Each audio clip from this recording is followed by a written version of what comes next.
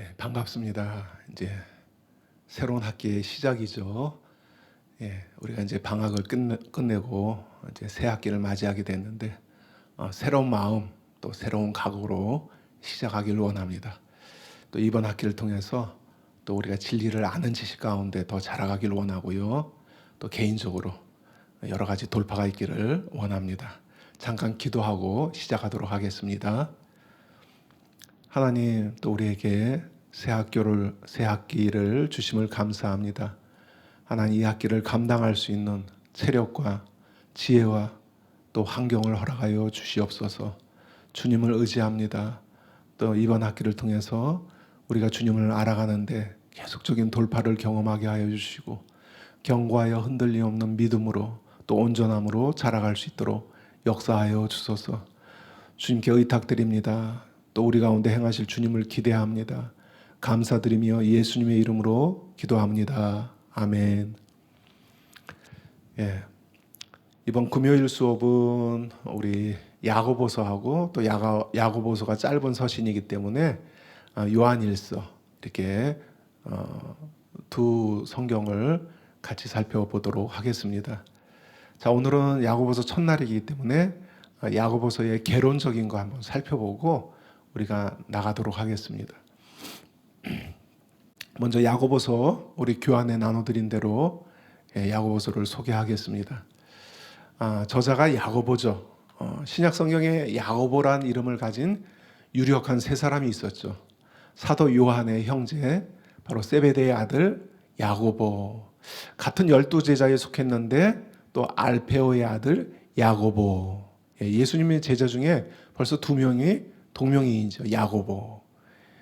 그리고 또 유력한 한 사람이 신약 성경에서 예수님의 형제, 예수님의 형제 야고보입니다. 자, 이 중에 야고보서는 예수님의 형제 야고보가 저술한 것으로 알려져 있습니다. 그러니까 사도 시대와 가까운 이 교부 시대, 오리겐, 유세비우스, 제롬 등이 이 야고보서를 예수님의 형제 야고보가 저술했다고 인정을 했어요. 그리고 문체도 보면은 사도행전에 나온 이 야고보서의 어떤 말투, 뉘앙스, 어떤 문체가 굉장히 닮아 있습니다. 또 그 말 가운데 녹아 있는 어떤 유대적 배경이 서로 연결점을 갖고 있습니다. 그러니까 교부들의 증언, 이 외적 증거, 그리고 이 야고보서 내적 증거가 다 주의 형제 야고보라는 걸 증거하고 있죠. 자, 야고보는 12제자들 가운데 한 사람은 아니었지만은 예수님이 죽으신 이후에 초기 유대인 교회에서 유력한 지도자로 세워졌습니다. 사도행전 12장 보니까 그를 가리켜서 베드로 이후에 예루살렘 교회를 이끈 지도자로 언급하고 있습니다. 그리고 바울도 갈라디아서에서 야고보를 베드로와 요한과 더불어 예루살렘 교회의 새 기둥이라고 표현했습니다. 예루살렘 교회를 떠받치고 있는 탁월한 3명의 사람이 있는데 베드로, 요한, 야고보라는 거죠. 그리고 야고보의 리더십이 잘 나타나는 것이 사도행전 15장 예루살렘 회의였어요. 어떤 율법과 믿음에 대한 논쟁이 있었는데 그때 사도들이 예루살렘에 다 모여서 지도자들이 모여서 회의를 하는데 야고보가 거기서 중심적인 역할을 합니다.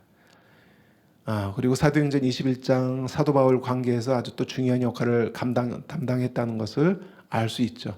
이처럼 주의 형제 야고보에 대한 생생한 기억이 2세기에 이르기까지 유대 교회 내에서 잘 간직되어 왔다고 합니다. 그러면 이제 야고보의 수신자들은 누군가? 누구에게 이 서신을 썼는가? 1절에 보니까 흩어져 있는 12지파들이라고 수신자를 밝히고 있습니다. 흩어져 있는 12지파들, 이스라엘을 가르치는 표현이죠.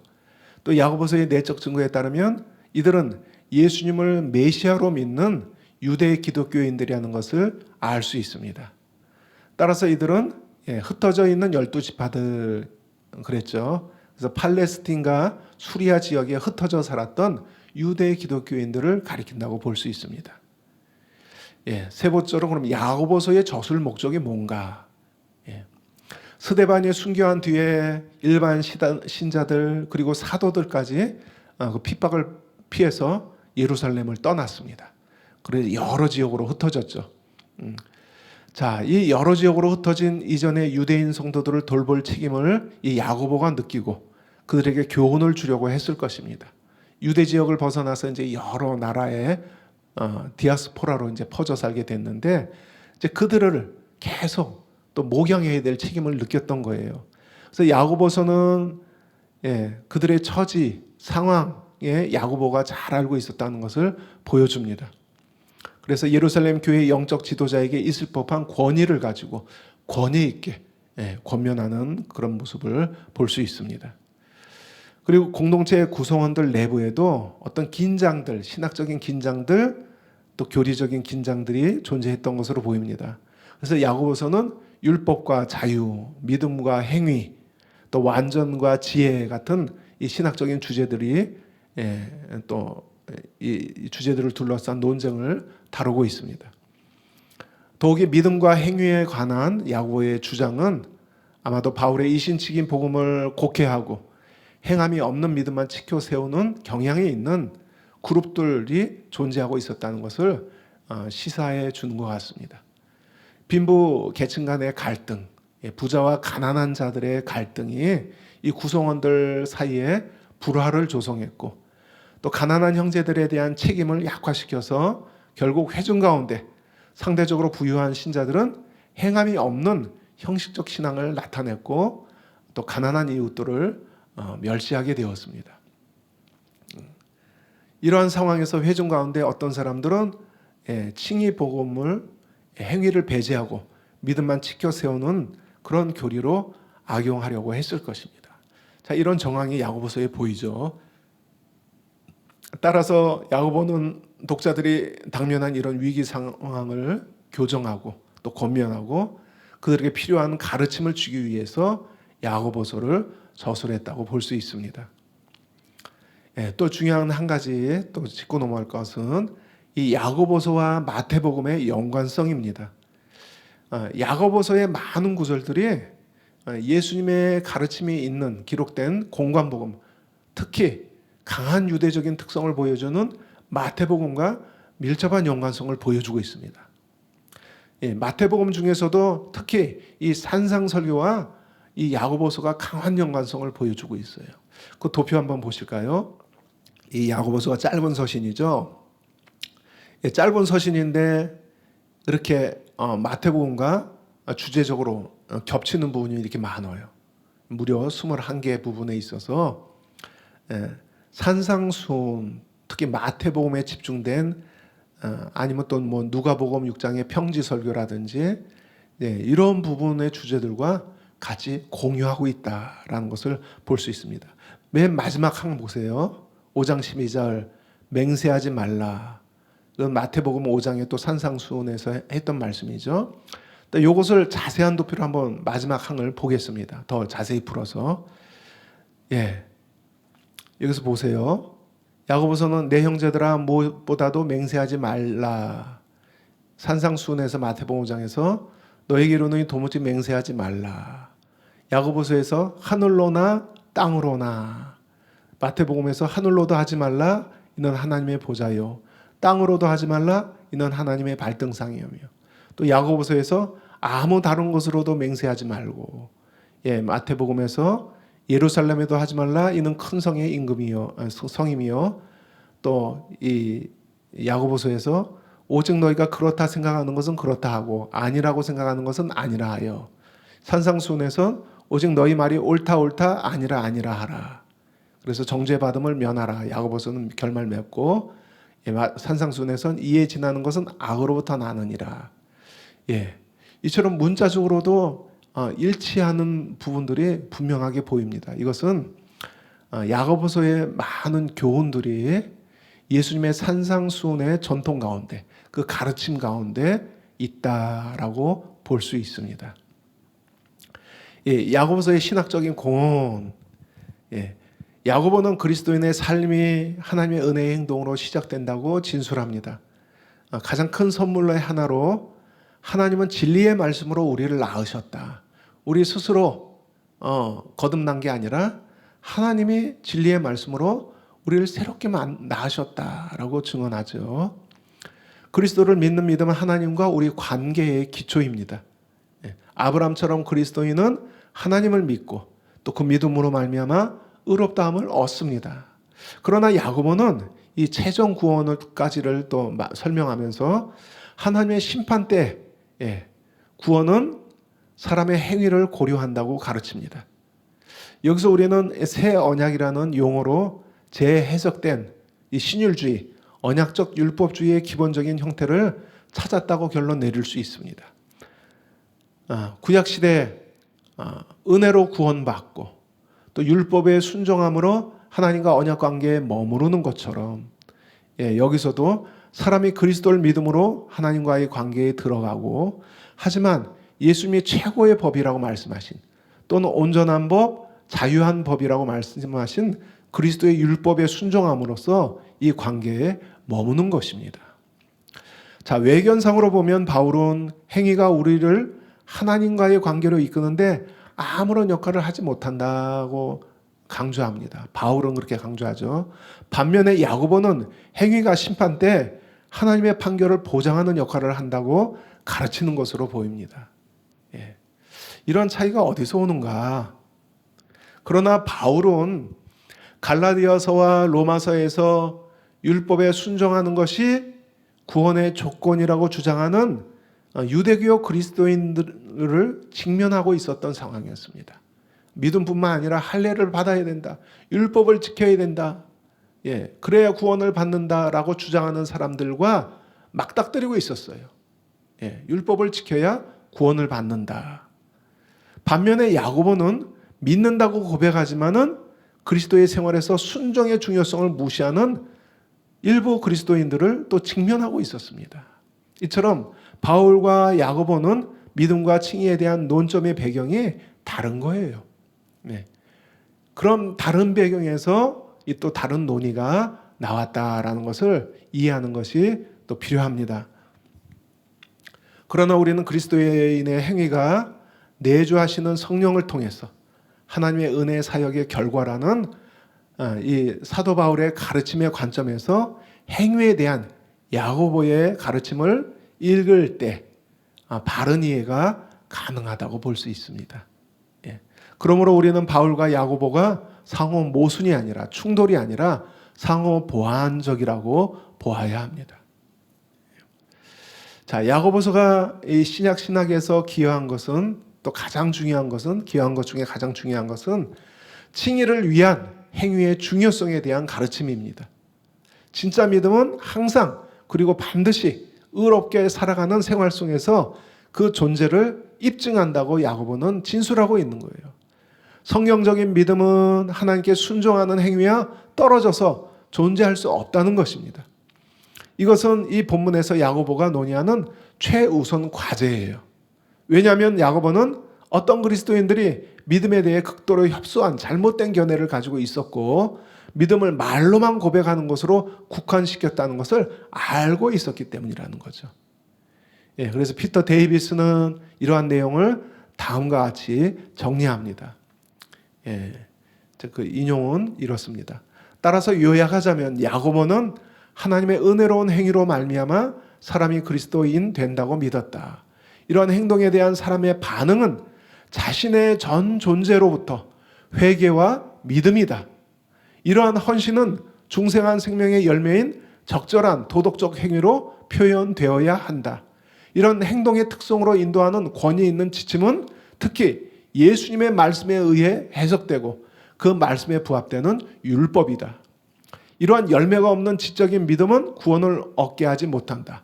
그러나 믿음은 인내가 없고 두 마음을 품었음을 보여주는 가증한 것이다. 이러한 믿음은요, 행위가 없는 믿음. 자, 그다음에 이제 두 번째, 문맥의 구조, 위치를 한번 같이 살펴보겠습니다. 오늘 1장 12절에서 16절을 다루는데, 이 단락이 포함된 문맥적인 관계를 한번 살펴보겠습니다. 이 12절은 2절, 3절과 평행을 이룹니다. 그리고 평행을 이룰 뿐만 아니라 이 중간 내용을 감싸고 있는 인클로지오 구절을 보여줍니다. 그래서 학자들은 1절은 인사말이니까 빼고 2절과 12절을 한 단락으로 묶어요. 많은 학자들이. 예. 어떤 학자들은 또 12절을 그 뒷단락 12절에서 18절까지 묶는 사람도 있습니다. 자, 이 앞으로 묶는 이유는 이게 2절, 3절과 평행을 이루면서 인클로지오 구조를 형성하기 때문에 그렇죠. 자, 2절, 12절에서 이 시험, 페라스모스, 이 시험이라는 용어가 2절, 12절에서 평행을 이루고요. 또 3절에 시련이라는 용어가 12절에 또 형용사로 평행을 이루고 12절에 동사형 인내하다는 이 동사가 2절, 3절에서는 명사형 인내와 평행을 이룹니다. 시험, 시련, 인내 같은 내용이에요. 이렇게 중요한 핵심 단어 3개가 전부 2절, 3절과 12절에서 평행을 이루고 있습니다. 그리고 이게 각각 독립된 3가지 주제, 시험, 또 지혜를 구하라, 낮은 자와 부한 자에 대한 권면, 각각 독립적인 3가지 주제를 다루는 것처럼 보이지만은 이 주제들을 감싸고 있어서 시험이라는 주제가 감싸고 있어서 그 감싸고 있는 문맥 안에 이 주제들이 존재한다는 것. 자, 인클로지브 구조를 거기에 보면요. A와 A 다시 평행을 이루고 있는 시험이라는 주제와 평행을 이루고 있는 구절입니다. 2절, 3절, 또 A 다시 12절. 그리고 중간에 이렇게 3가지 주제가 이제 표현되어 있죠. 자, 5절, 11절은 간접적으로 시련, 이 시험들을 다루는데 지혜를 구하라 그러죠. 왜 시험 얘기를 하다가 갑자기 지혜 얘기를 하지? 이제 다른 얘기로 넘어갔구나 그렇게 생각할 수 있는데 내적인 연관성이 있다는 거죠. 자, 유대인 사상에서 이 지혜란 무언가? 이 시험이나 죄를 이기고 하나님 뜻대로 행할 수 있는 어떤 그런 통찰력을 의미합니다. 단순히 꾀가 많은 게 아니라 머리가 좋은 게 아니라 이 성경에서 말하는 지혜는 하나님의 뜻을 아는 것. 그래서 여기서는 시련을 이기는 데서 반드시 필요한 게 뭔가? 지혜라는 거죠. 그래서 이제 지혜를 구하라고 권면하는 거고요. 또 2절, 11절에서 볼 수 있듯이 이 3가지 분리된 주제들에도 불구하고 그렇기 때문에 하나의 맥락이 이 3부분을 관통하고 있다는 거죠. 자, 그리고 이런 시련들은 대체로 가난한 유대의 그리스도인 농부들이 이 지주인, 부유한 비그리스도인들의 경제적 착취로 인한 그런 시련을 포함하고 있다는 거죠. 그래서 9절 11절에서 이 부자와 가난한 자에 대한 언급이 나옵니다. 그래서 얼핏 보면 독립된 주제들 같은데 이렇게 시험이라는 주제와 내적인 연관성을 갖고 있고, 그래서 2절 3절의 시험 그리고 12절의 시험이 평행을 이루면서 이 중간 내용들을 감싸고 있는 이 쌍괄 형식, 인클로지어 형식을 보여주고 있다라는 것을 설명하는 것입니다. 자, 이제 본문 해석에 들어가겠습니다. 이 야고보서는 이 바울 서신에 익숙한 사람은 좀 당황스러워요. 바울 서신은 그 수사법이 헬라적인 수사법이에요. 그러니까 논리의 연결성이 튼튼합니다. 접속사도 사용하면서 이 논리적인 흐름이 아주 촘촘합니다. 근데 야고보서는 그런 게 없어요. 그러니까 히브리적인 어떤 그런 방식이죠. 그래서 딱딱 끊어지는 것 같아요. 그래서 그런 연관성을 우리가 면밀한 주의를 통해서 찾아내야 한다는 것이죠. 그런 면에서 좀 어렵습니다. 내용은 사도 바울에 비해서 쉽고 단순한데 이런 점이 어려운 점이 있습니다. 본문에서 그러면 12절, 14절을 먼저 읽을까요? 12절에서 14절까지만 같이 한번 읽어보겠습니다. 여러분 그 12절의 시험과 13절에서 말하는 시험이 계속 연결되고 있는데 한번 어떤 뉘앙스로 차별을 두는지 한번 읽어보겠습니다. 여러분이 같이 읽으면서 한번 살펴보세요. 자, 12절부터 같이 읽겠습니다. 시작. 시험을 참는 자는 복이 있나니 이는 시련을 견디어낸 자가 주께서 자기를 사랑하는 자들에게 약속하신 생명의 면류관을 얻을 것이기 때문이라. 13절에 또 시험을 얘기합니다. 사람이 시험을 받을 때 내가 하나님께 시험을 받는다 하지 말지니 하나님은 악에게 시험을 받지도 아니하시고 친히 아무도 시험하지 아니하시느니라. 오직 각 사람이 시험을 받는 것은 자기 욕심에 끌려 미혹됨이니. 12절과 13절 이하의 구절들은 시험이나 시험하다라는 용어로 이어집니다. 그런데 12절의 시험은 긍정적인 의미로 설명이 되고요. 우리가 방금 읽은 것처럼 이 13절에서부터 시험은 부정적인 의미로 묘사가 되기 때문에 독자 입장에서는 혼란을 경험할 수 있습니다. 시험에 대해서 말하는데 또 이게 어감이 다르네. 그렇죠? 따라서 오늘 이 강의 목표는 본문에 대한 면밀한 관찰을 통해서 12절의 시험과 13절의 시험의 의미를 살펴보고 정확한 이해를 갖도록 하는 데 있습니다. 자, 12절부터 다시 한번 살펴보겠습니다. 12절을 다시 한번 읽어볼까요? 시작. 시험을 참는 자는 복이 있나니. 자, 산상순에서도 어떤 자가 복이 있나니 이런 표현을 썼죠. 여기서는 시험을 참는 자는 복이 있나니, 시험을 인내하는 자는 복이 있나니, 이는 시련을 견디어낸 자가 주께서 자기를 사랑하는 자들에게 약속하신 생명의 면류관을 얻을 것이기 때문이라. 왜 복이 있다고 말씀해요? 시련을 견뎌내는 자, 그래서 믿음의 진실성이 입증된 자들에게 생명의 면류관, 약속하신 생명의 면류관이 주어질 것이기 때문에 복이 있다, 그렇게 표현하는 것입니다. 자, 먼저 이 12절은 2절, 3절의 내용과 평행을 이루는 본문이라고 말씀드렸죠. 중간의 내용을 감싸고 있다는 것을 설명했습니다.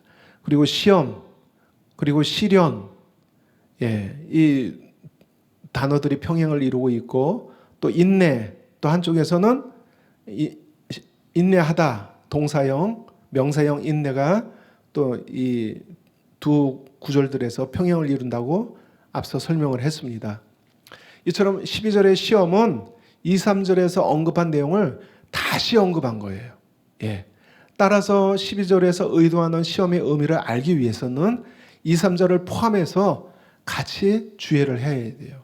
12절의 시험의 의미를 알기 위해서는 2, 3절에서 언급한 내용을 다시 언급한 것이기 때문에, 자, 그래서 2, 3절이 포함된 2절에서 4절 단락을 같이 주의하겠습니다.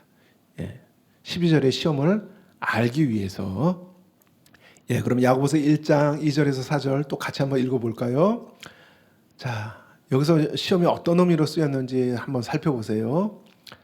내 형제들아, 너희가 여러 시험을 당하거든 온전히 기쁘게 여기라. 이는 너희의 믿음의 시련이 인내를 만들어내는 줄 너희가 알미라. 인내를 온전히 이루라. 이는 너희로 온전하고 구비하여 조금도 부족함이 없게 하려 함이라. 여러분, 여기서 이제 시험이 나오죠. 2절에 여러 가지 시험이 나와요. 근데 이 여러 가지 시험이 3절에서 또 어떻게 표현됩니까? 한번 여러분이 찾아보세요. 여러 가지 시험이 도대체 뭔 말이지? 이것을 알기 위해서는 3절의 또 다른 표현을 우리가 살펴봐야겠죠. 이 여러 가지 시험이 3절에서 뭐라고 표현되고 있어요? 자, 2절의 여러 가지 시험은 단일한 종류의 시험이 아니라 성도가 삶에서 직면할 수 있는 포괄적인 의미의 시험이라는 것을 우리는 알 수 있습니다. 그러니까 한 가지 시험을 의미하는 게 아니죠. 성도가 삶에서 직면하는 여러 가지 시험들, 포괄적인 의미의 표현이죠. 그런데 이 여러 가지 시험이 갖는 공통된 특성을 3절에서 표현하고 있습니다. 야고보는 이 시험을 3절에서 믿음의 시련이라고 정의합니다. 믿음의 시련. 2절의 여러 가지 시험이 3절에서 시련이라고 표현된 것에 주목하시길 바랍니다. 이 믿음의 시련이란 말은 신자의 믿음을 시험하는 어려움들을 가리킵니다. 여러 가지 시험이지만 이 공통된 특성이 있다는 거예요. 그게 뭐예요? 신자의 믿음을 연단하는 특성을 갖고 있다는 거예요. 예. 그래서 믿음의 시련이라고 표현합니다. 예, 이 믿음의 시련에 대해서 더글라스 문은 이렇게 설명합니다. 인생의 어려움은 하나님이 우리 믿음을 정죄하기 위해 의도한 것이다. 고통의 도가니에서 믿음을 가열하면 불순물이 정죄되고 주 앞에 순결하고 가치 있게 된다. 그래서 여기서 믿음의 시련은 어떤 사람에게 믿음이 있는지, 단순히 믿음이 있는지 없는지를 판단하기 위한 것이 아니라 이미 존재하는 믿음을 이 정죄를 통해서 깨끗게 하기 위함이다라고 설명을 합니다. 그렇다면 야고보는 성도가 여러 가지 시험을 만날 때 왜 기쁘게 여기라고 하는가라는 질문을 또 여기서 우리가 던져볼 수 있겠죠. 그렇다면 이런 목적을 갖고 있다는 걸 이해했어요. 근데 왜 그런 시험을 우리가 삶에서 경험할 때 그런 고통들을, 그런 어려움들을, 그런 고난들을 기뻐해야 된다고 권면하는가? 예. 우리는 본능적으로 그런 걸 싫어하죠. 예. 하나님 나에게 시련을 주소서 이렇게 기도하는 사람은 굉장히 드물 거예요. 그렇죠? 하나님 이 고통을 피하게 해주소서 대부분 그렇게 기도하죠. 근데 이제 우리 야고보는 기뻐하라고 말합니다. 기뻐하라. 그럼 왜 기쁘게 여기라는가? 3절에 의하면 왜 기뻐하라고 말하고 있죠? 여러분이 대답해 보세요. 3절에 이미 힌트가 있죠. 이 시련이 고통스러운데 왜 기뻐하라는 거예요? 3절에서. 3절에 의하면 믿음의 시련이 인내를 만들어내기 때문이라고 말하고 있어요. 그렇다면 인내가 왜 필요합니까? 인내를 통해 아주 중요한 것이 이루어지기 때문이에요. 인내를 통해. 인내가 있어야만 이 중요한 것을 성취할 수 있기 때문이에요. 이것을 4절에서 설명합니다. 인내를 통해서 이루어지는 중요한 것이 무엇인지 4절 상반절에 인내를 온전히 이루라는 명령문이 나옵니다. 그러니까 어느 정도 인내하라 하는 게 아니라 여기서 온전이라는 단어를 써요. 온전한. 그러니까 온전히 이루라는 거예요. 인내를. 그러니까 끝까지 이루라는 거예요. 인내를 완성시키라는 거예요. 인내를 하다 마는 게 아닙니다. 온전한 인내를 말하는 거예요. 목적이 이루어질 때까지 인내하는 거. 그리고 인내는 여기서 소극적인 의미가 아니라 적극적으로 이 풍랑에 맞서서 어려움의 고난이라는 풍랑에 맞서서 적극적으로 싸우고 견디는 이 능동적인 뜻을 갖고 있는 단어예요. 소극적인 표현이 아닙니다. 인내가. 자, 인내를 온전히 이루라고 말씀합니다. 인내를 온전히 이루어서 도달하고자 하는 목적이 있기 때문이에요. 자, 앞에 인내를 온전히 이루라는 명령문이 나오고요. 이 4절 초반절에서 그리고 하반절에서 목적절이 나와요. 인내를 온전히 이루어서 해야 되는 그 목적. 이 목적절은 성도가 시련을 온전히 인내하는 것을 통해서 성도가 바로 온전한 자가 되기 위해서, 구비한 자가 되기 위함이라고 그 목적을 밝히고 있습니다. 여기서 부족함이 없이라고 번역될 수 있는 전치사구, 전치사구 더불어서 형용사가 같은 뜻인데 다른 단어인데 같은 뜻을 가진 단어들이 있잖아요. 그게 온전한 또 구비한 이 유사한 의미를 가진 동정의 단어를 반복해서 쓰고 있어요. 하나만 써도 되는데 같은 의미를 가진 또 다른 단어를 또 쓰고 있는 거예요. 강조하는 거예요. 온전한, 구비한. 번역본에 따라서 앞에 온전함은 성숙한, 뒤에 단어는 또 완전한. 또 어떤 번역본은 앞에 것을 완전한, 또 뒤에 것을 뭐 성숙한. 이렇게 이제 번역하는 번역본들이 있고요. 게다가 전치사구에 부족함이 전혀 없이 이 세 가지가 나란히 반복되고 있는 거예요. 한 의미를 가지고. 새 번역으로 보겠습니다. 새 번역으로. 여러분은 인내력을 충분히 발휘하여 조금도 부족함 없이 완전하고 성숙한 사람이 되십시오. 이 의미 이제 알겠죠? 이 시련, 믿음의 시련을 왜 기뻐해야 됩니까? 그 시련이 인내를 만들어내기 때문에. 인내가 반드시 필요해요. 예. 인내가 이룰 것이 있기 때문에. 그럼 인내가 이룰 것이 뭐예요? 그런 시련들을 통해서 성도를 인내의 과정을 통해서 연단해서 온전한 사람 만든다는 거예요. 온전한 사람. 그래서 기뻐하라는 거예요. 예. 온전한 이 시련이라는 과정을 통해서 우리가 조금 더 부족함이 없는 온전하고 구비한 자가 될 수 있기 때문에. 예. 그래서 시련을 기뻐하라는 거예요. 온전함을 이루기 위한 목적이 있다는 것을 알면 기뻐할 수 있다는 거예요. 자, 크레이그 블룸버그와 마리아 카멜은 이 피터 데이비스 글을 인용하면서 성도의 완전함은 단순히 성품의 성숙함이 아니라 의로운 성품의 요소들이 점점 더해지면서 완성 단계에 이른 것이다 라고 주장합니다. 여기서 말하는 완전이 뭔가? 예. 또 존 메가더는 여기서 온전함은 도덕적이며 영적인 완전함, 무죄함, 그러니까 완전 무결함을 나타내기보다는 온전히 성숙한 상태를 가리키는 쪽에 가깝다라고 주장합니다. 그리고 패트릭 하티는 신자는 6절, 8절에서 두 마음으로 나뉜 사람과는 반대로 온전한 사람이 될 수 있다라고 주장합니다. 그들은 태초에 하나님이 가지셨던 그의 형상, 그러니까 타락정 아담과 하와를 의미하는 거죠. 하나님이 가지셨던 그의 형상과 일치하는 온전한 자들이라고 설명을 합니다. 이처럼 2절, 4절 단락의 문맥에서 시험은 긍정적인 의미로 성도가 인내를 통해 온전하게 되는데 필요한 수단을 의미해요. 이 시험이 온전함에 이르기 위한 수단이라는 거예요. 과정이라는 거예요.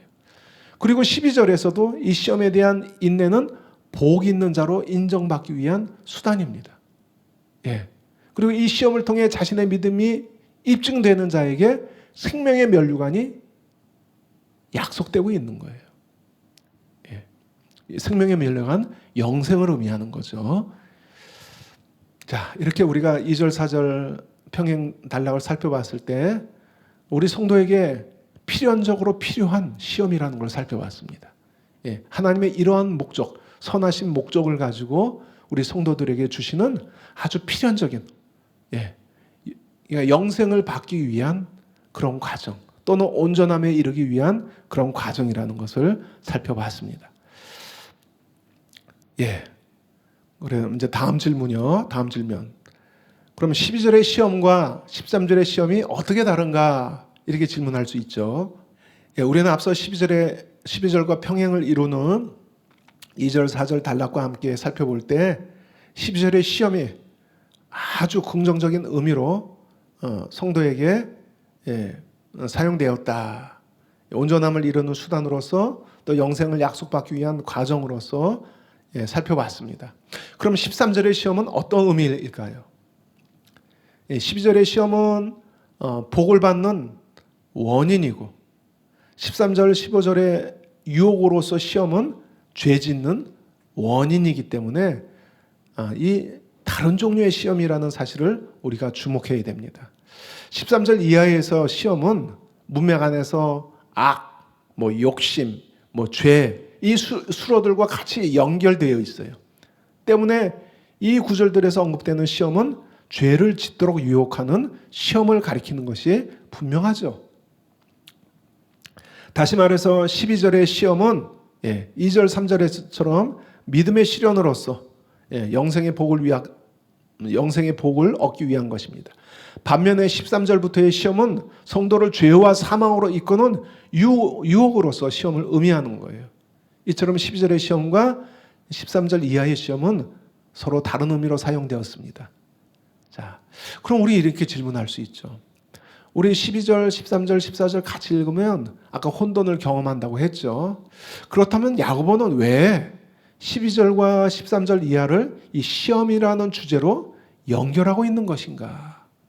혼돈을 주려고? 아니죠. 왜 이걸 같이 다른 뉘앙스로의 시험인데 이걸 같이 연결시켜서 언급하고 있는가? 우리 이렇게 그 의도를 질문할 수 있죠. 12절에서는 시험이 명사형입니다. 12절의 시험과 13절, 14절의 동사형 시험과 단어는 달라요. 단어는 다른데 어떻게 다른가 하면은 같은 뜻이에요. 12절은 명사형, 페이라스모스.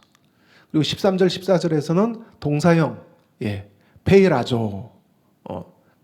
같은 동조어예요. 명사형이냐 동사형이나 그 차이가 있지만 같은 용어입니다. 자, 2절, 4절과 12절은 서로 평행을 이루고 인클로지오 구조를 만들기도 하지만은, 그래서 2절부터 12절이 한 단락을 끊는 거로 이렇게 분류되기도 하지만은, 그러나 12절은 이 뒤에 따라오는 13절, 15절과도 분명한 연결점이 있는데, 12절에 있는 시험에 해당하는 단어가 13절, 14절에서 동사형 시험하도록 계속 쓰이고 있기 때문에, 이게 야고보의 의도가 있기 때문에 야고보는 이 용어를 연결 단어로 사용해서 시련에서, 믿음의 시련에서 유혹을 의미하는 시험으로 전환을 합니다. 이 같은 단어를 사용해서 믿음을 위한 시련에서 유혹을 의미하는 시험으로 전환을 한다는 거죠. 그래서 13절부터의 시험은 대부분 영어 성경에서는 템프테이션으로 번역했어요. 유혹. 유혹.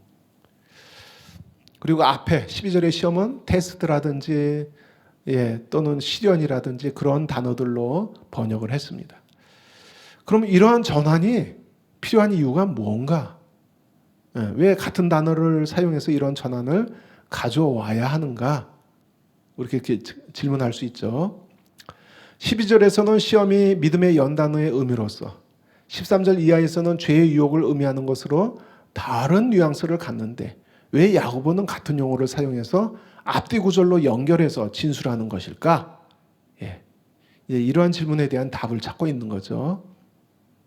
왜냐하면요, 모든 시험, 모든 외부적인 어려움의 시험, 그러니까 믿음을 연단하기 위한 모든 외부적인 어려움의 시험은, 즉 죄 짓게 만드는 내부적인 미끼, 유혹과 함께 오기 때문에 같이 다뤄야 된다는 거죠.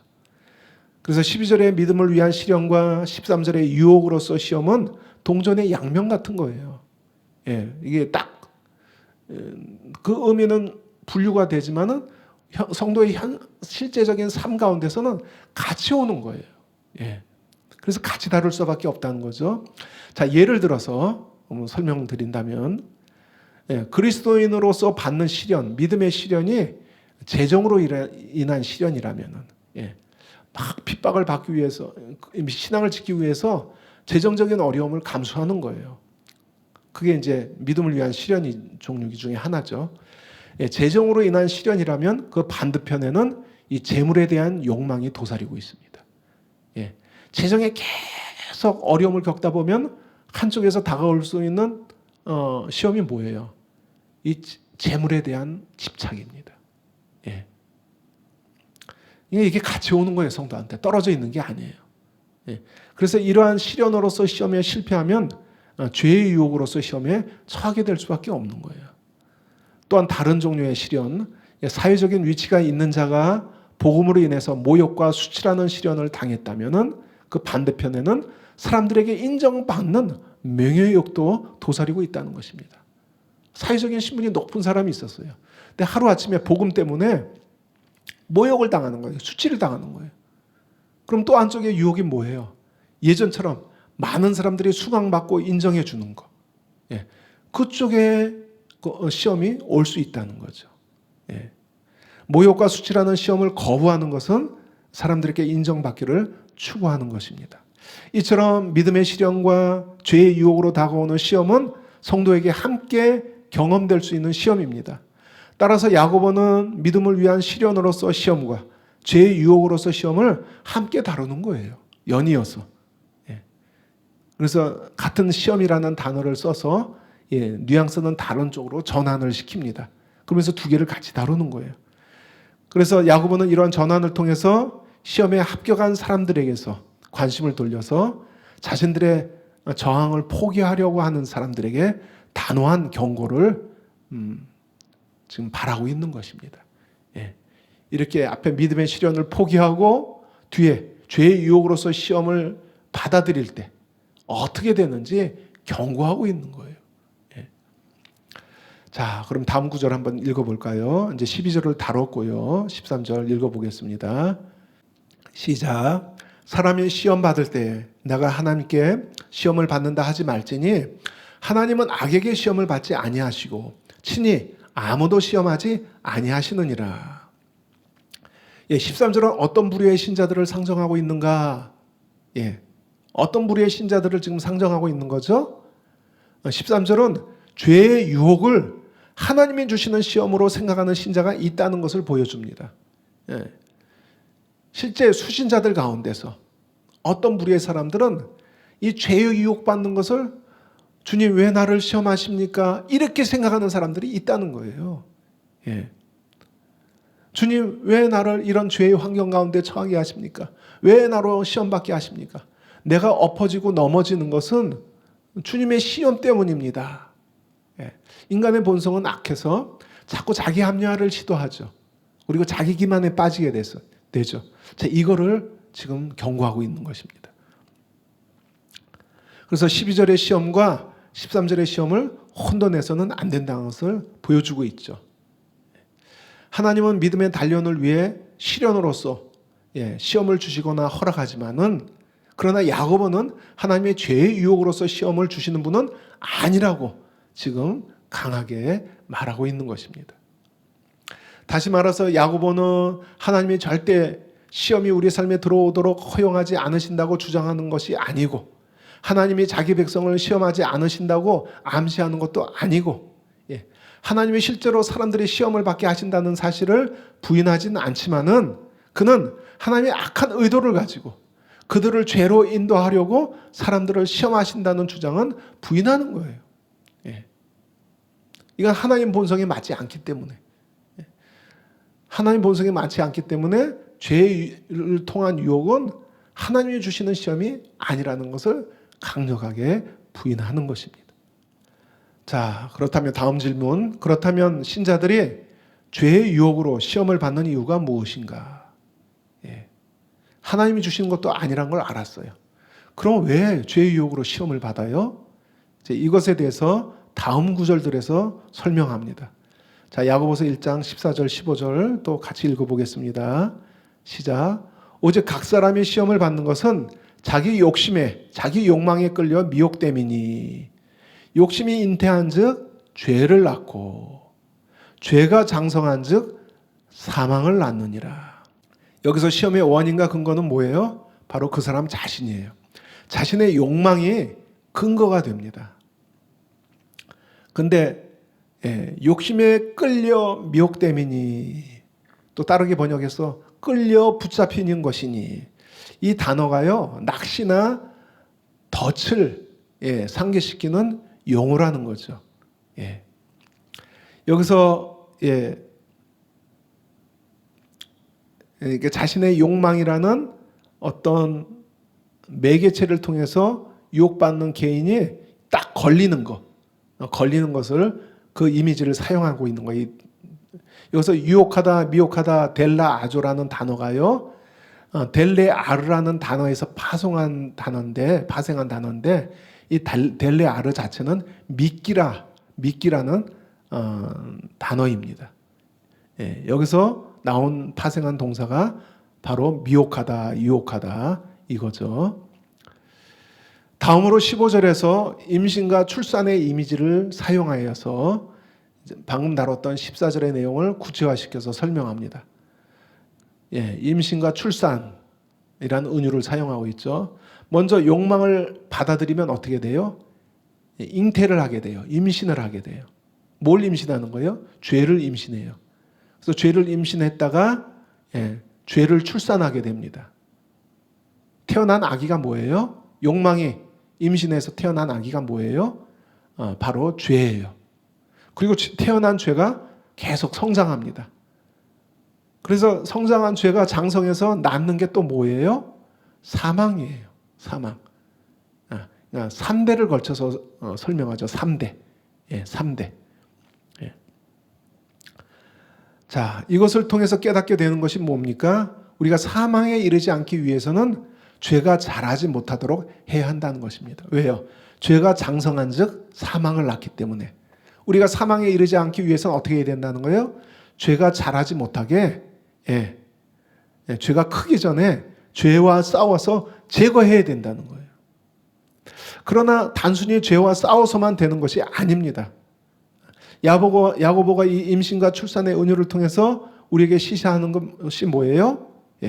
죄와 싸울 뿐만 아니라 죄를 다루기 이전에 마음과 생각 안에 욕망을 다뤄야 된다는 거예요. 죄가 어떻게 태어났어요? 욕망을 받아들일 때 임신해서 태어난 게 죄잖아요. 그냥 우리는 죄와 싸울 필요도 있지만은 죄와 싸우기 이전에 우리 마음과 생각에서 욕망을 다뤄야 된다는 거예요. 죄와 싸우기 이전에 죄의 뿌리가 되는 욕망이 틈타지 못하게 해야 한다는 것입니다. 그러면 죄와 싸울 필요가 없기 때문에 욕망을 받아들이지 않으면 욕망으로 인해 태어난 죄와 싸울 필요가 없는 거죠. 그 죄의 뿌리가 되는 욕망을 이미 제거해 버렸기 때문에. 그래서 가장 지혜로운 싸움은 뭐예요? 죄 당사자와 싸우기 이전에 우리 마음과 생각 안에서 욕망을 다루는 것입니다. 틈타지 못하도록. 자, 야고보는 12절에서 시련을 견딘 자가 받는 생명과 생명의 면류관이라고 그랬죠. 12절에서 시련을 견딘 자가 받는 이 생명과 15절에서 욕심대로 행하도록 허용하는 사람에게 결국 주어지는 사망을 대조하고 있습니다. 그렇죠? 생명과 사망. 그리고 또 다른 대조가 있는데 15절에 나타라는 동사가 18절에서 다시 등장합니다. 대조적인 의미로. 야고보서는 이 동사, 이 단어를 또한 문맥 안에서 서로 대조적으로 사용합니다. 자, 욕망이 죄를 낳고 죄가 사망을 낳다. 그 낳다 표현이 18절에 나오는데 또 대조적인 의미예요. 자, 18절 읽어볼까요?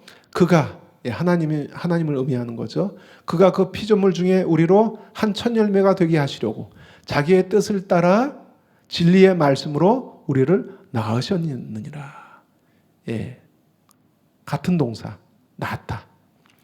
15절에서는 욕심이 죄를 낳고 죄가 사망을 낳는 부정적인 의미라면 이와 대조적으로 18절에서는 하나님이 진리의 말씀으로 성도를 낳으셨다 표현합니다. 욕심의 죄를 통한 출산과 하나님의 진리를 통한 출산이 대조를 이루고 있는 거죠. 여기서 성도는 욕심과 죄의 정반대편에 있는 새로 태어난 존재로 묘사되고 있는 거예요. 이게 우리의 정체성이에요. 성도의 정체성이에요. 그래서 욕망과 죄로 출생하는 그 정반대편에 있는 존재가 바로 오리라는 거예요. 그래서 그런 시스템에 걸리면 안 된다는 거예요. 욕망에 미끼, 낚시 또는 덫에 걸려서 확 잡아 낚아채 있는, 그래서 죄를 출산하게 되고 필연적으로 그 죄가 커서 필연적으로 사망을 낳게 되는 그런 시스템에 걸려서 안 된다는 거예요. 왜? 우리는 진리로 새로 태어난 새로운 존재이기 때문에. 자, 마지막 구절을 다루겠습니다. 마지막 구절. 같이 읽겠습니다. 시작. 내 사랑하는 형제들아, 속지 말라. 속지 말라, 즉 미혹되지 말라. 번역본에 따라서는 미혹되지 말라. 또 어떤 번역본은 속지 말라. 자, 이 경고는 단순히 어떤 지적이나 그릇된 잘못된 추론, 도덕적인 실패를 가리키는 것이 아니라 믿음의 핵심 자체를 공격하는 심각한 실수를 가리킨다고 볼 수 있습니다. 이 속지 말라, 미혹되지 말라, 이 용어가 또 여러 본문들에 나오고 있죠. 신약에서. 자, 어떤 뉘앙스를 갖고 있는지 한번 두 개만 살펴보겠습니다. 여러 개 중에. 고린도전서 6장 9절 10절. 불의한 자가 하나님의 나라를 유업으로 받지 못할 줄을 알지 못하느냐. 미혹을 받지 말라. 같은 단어예요. 미혹을 받지 말라. 그러니까 속지 말라는 거죠. 음행하는 자나 우상 숭배하는 자나 간음하는 자나 탐색하는 자나 남색하는 자나 도정이나 탐욕을 부리는 자나 술 취하는 자나 모욕하는 자나 소유 빼앗는 자들은 하나님의 나라를 유업으로 받지 못하리라. 그래서 속지 말라는 거예요. 미혹되지 말라는 거예요. 믿는다고 하면서 이렇게 살면은 하나님 나라에 들어갈 수 없다. 그러니까 미혹되지 말라 그거예요. 갈라디아서 6장 7절 8절. 스스로 속이지 말라. 같은 단어예요. 스스로 미혹되지 말라. 자기 기만을 얘기하는 거죠. 자기에게 속는 거. 하나님은 업신여김을 받지 아니하시나니 사람이 무엇으로 심든지 그대로 거두리라. 자기 육체를 위하여 심는 자는 육체로부터 썩어질 것을 거두고 성령을 위하여 심는 자는 성령으로부터 영생을 거두리라. 누구에게 한 말이에요? 불신자에게 한 말이에요? 신자들에게 한 말입니다. 신자들에게 주는 권면의 말씀입니다. 자, 여기에서 속임에 해당하는 단어는 오도되다, 잘못된 길로 이끌다, 그런 문자적인 의미를 갖고 있어요. 잘못된 길로 이끄는 거, 정로가 아니라 다른 길로 이끄는 거, 이 문자적인 의미를 갖고 있는데, 이 16절에서 이 속지 않음은 죄와 죽음이 잉태하고 자라고 하는 이 번식의 과정을 막는 방어의 수단이 되는 것이죠. 우리가 미혹되지 않을 때 이런 시스템에 들어가지 않는다는 거죠. 유혹하고 미혹하는 문맥에서 이 동사를 선택한 것은 진리에서 멀어져서 유혹받는 것이 얼마나 위험한 것인지를 강조하고 있는 것입니다.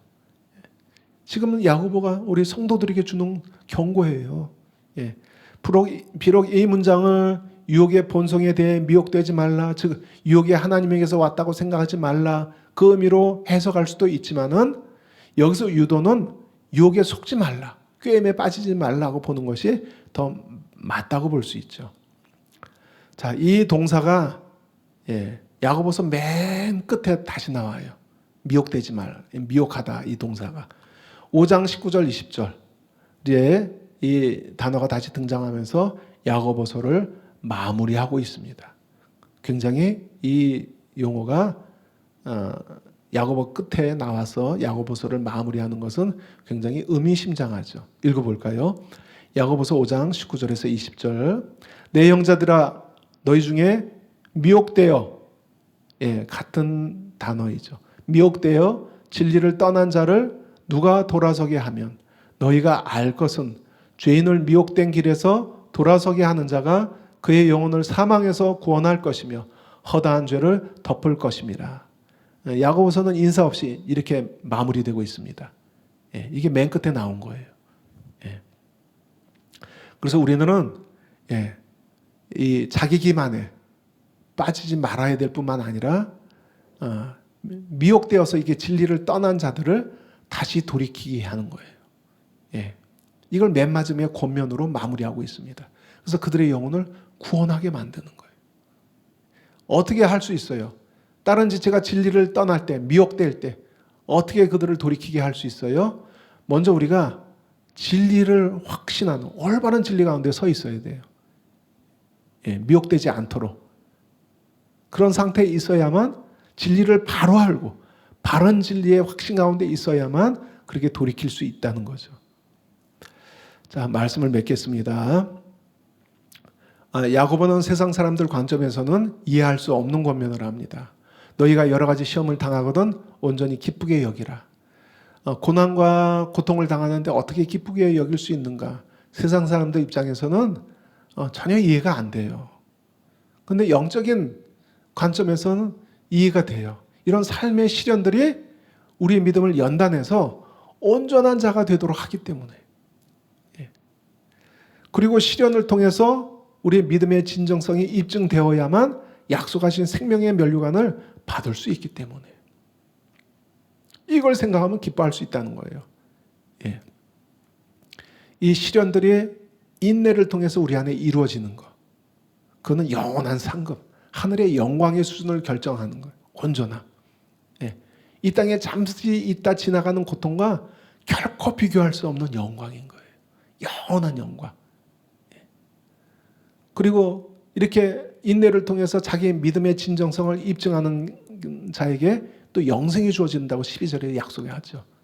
자, 이 목적을 생각하면은 이 과정을 통해서 우리가 얻을 걸 생각하면은 기뻐할 수 있다는 거죠.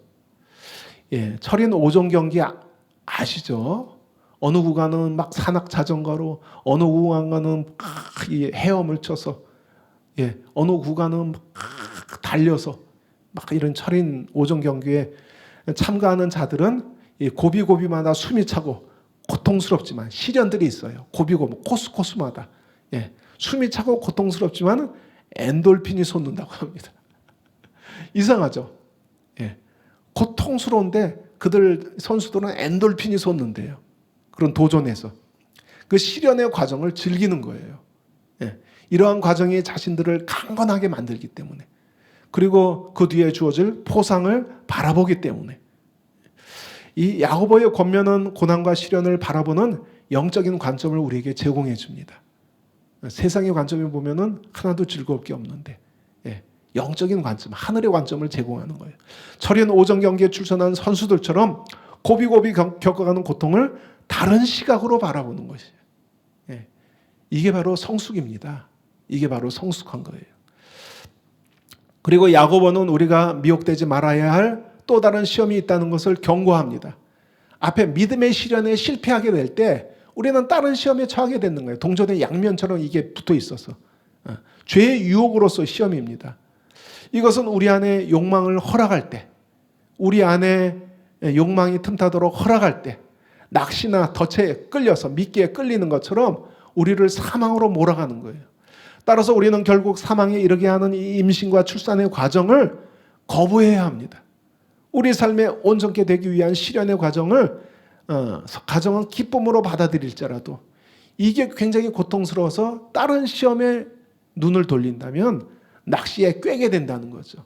이 시험을 거부하게 된다면, 믿음의 시련을 거부하게 되면 우리 안에 다른 욕망을, 그 시험이 힘들기 때문에 다른 쪽으로 눈 돌리다가 덫에 걸린다는 거예요. 그걸 경고하고 있는 거예요. 자, 이런 욕망으로 시작해서 사망으로 마치는 이 시험의 과정은 성도가 피해야 할 것이라고 경고하고 있습니다. 하나님 아버지께서는 우리를 진리의 말씀으로 낳으셨기 때문에 진리 안에서 성장하면서 온전하게 되는 목표를 향해서 우리는 계속 도전하면서 가야만 합니다. 여러분, 영적인 엔돌핀이 시련을 당할 때 영적인 엔돌핀이 솟아나면서 계속 도전하면서 코스코스마다 헉 하면서 그 철인 오정경구 선수들을 연상하면서, 고통스러운데 엔돌핀이 솟는다잖아요. 그것을 연상하면서 또 이 소망, 영원한 영광을 진짜 우리가 바라보면서 나갈 때 승리할 수 있으리라고 믿습니다. 기도하겠습니다. 하나님, 믿음의 시련을 또 우리가 기뻐할 수 있는 영적인 안목을 배우게 하여 주소서.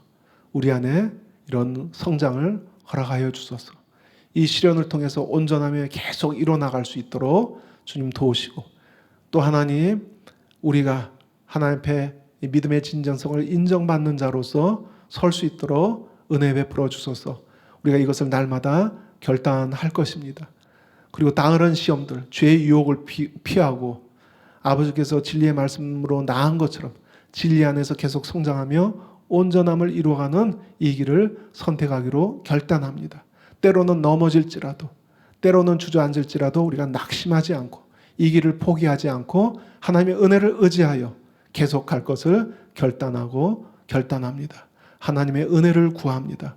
감사드리며 예수님의 이름으로 기도합니다. 아멘.